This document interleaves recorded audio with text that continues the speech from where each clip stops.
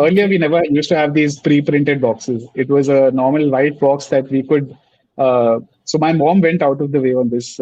She would like wear double masks and then go to Saukarpet and source these boxes like while we were making things at home. Uh, Okay. so we would just have these boxes, but we always wanted to give that little extra wow effect.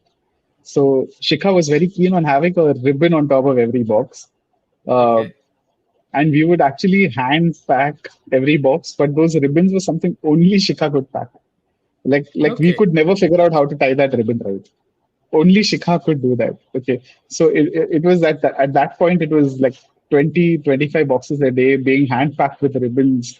Wow. Then we would add a tag to it. We would add a card inside that would tell you how to heat it, how to store it, uh, like what to do with that box if there's something left over, and what to do as soon as you receive the box as well if you want to eat it right away. So there were these few things are very intentional. Again, keeping that part where we wanted to make sure that we answered customers' questions before it came to us. Uh, like our branding was very intentional, our packaging was very intentional.